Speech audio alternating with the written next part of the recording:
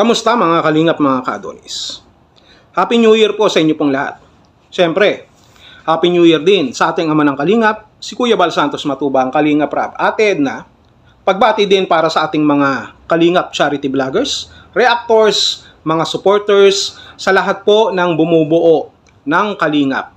At kayo po na ating pong mga subscribers at channel members. Happy New Year sa inyo pong lahat. Well, natapos na po ang Kalingap Ball at nakita natin dito sa pagtatapos ng taon yung mga tumanggap ng mga parangal, yung mga tumanggap ng mga achievement awards, yung mga tumanggap ng mga pagkilala sa kanila pong mga naiambag sa Kalingap sa iba't ibang aspeto na kanila pong kinabibilangan.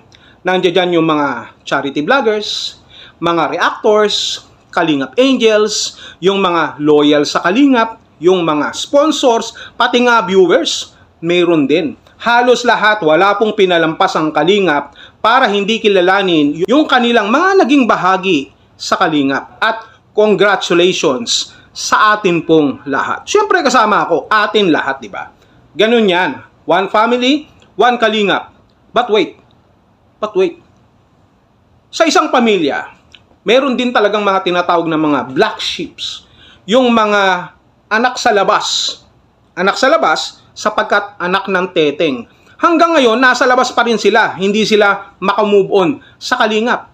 Lumabas sa Kalingap, pero yung kanila pong mga ginagawa, yung kanilang atensyon, yung kanila pong mga panahon at oras, hindi maputol-putol at hindi maalis-alis sa Kalingap. At yan ang dapat nating bigyan ng parangal din naman. Yun ang kulang dun sa Kalingap Ball eh. Kung meron tayong paparangalan, itong mga hayop na ito, no? Na mga nagko-content pa rin sa Kalingap na sinasabi nilang anti-Kalingap sila, pero ang totoo, nag-aantay lang sila sa Kalingap ng pagkakataon para kumita. At kada oportunidad na kanilang masisilip, na kahit naman hindi na kailangan pang silipin, kailangan nilang makita. Sapagkat kapag hindi nila nakita, wala silang kikitain. Ganun yun, di ba? Mga anti-Kalingap na mga plastic at mga ipokrito. Yan sila. Kunyari may pinaglalaban, may paninindigan. Kunyari, namumuna lamang para itama ang pagkakamali. Pero ang totoo, mga nakabukas ang monetization para kumita. Ay, nako. Huwag kami. Yan ang sinasabi ko sa inyo. Ano, Joel Salcedo? Ano, pumiyok pa ako. Oh, Rowie Name, Reynas Community, Kapeso. O, sino pa dyan? Sino pa dyan yung mga magagaling na mga anti-Kalingap, ha? Ang gagaling ninyo, no? At kung atin pong bubusisiin at huhukayin, mga mabababaw lang naman. Pero mas pinili nyong maging mababaw at lumabas sa Kalingap, pinilit nyong mas maging matitisurin, pinilit nyong mas maging mga sensitive, maninipis, pero ang kakapal nung lumabas sa Kalingap. Diba? Ganun kayo eh. Ganun na nangyari. Huwag kami. Hindi nadadaan sa galing ng pagsasalita, no, ng pagpapaliwanag yung inyong mga pinaglalaban, sapagkat hindi sa lahat ng oras puro kakuda. Ang importante dito yung nakikita kung ano ang nasa puso mo. Bagong taon na, hindi pa kayo makamove on.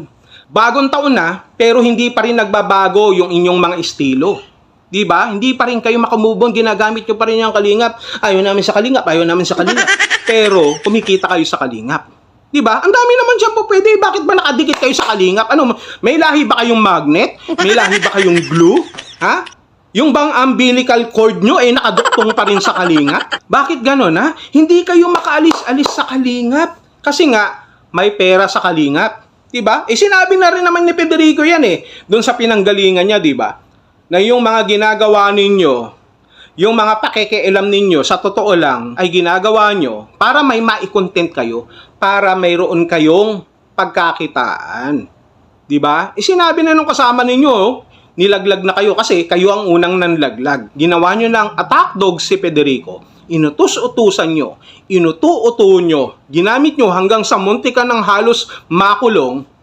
Pero anong ginawa nyo? Sinumbatan nyo pa. At yan, sa kakasumbat ninyo, ayun, nauntog, nagising, nagmulat ng kanyang mga mata na kahit na dati nang malaki ang kanyang mga mata, mas lalo pa lalong lumaki at nakita niya yung katotohanan nang siya ay mapunta sa Kalingap nang makita niya ang lahat. Subalit hindi lahat ganon mag-isip sapagkat mayroong iba na nasa loob na noon ng Kalingap Nagmulat na ng mata, lumuha na lahat ng dugo, pero paglabas ng kalinga parang walang nakita.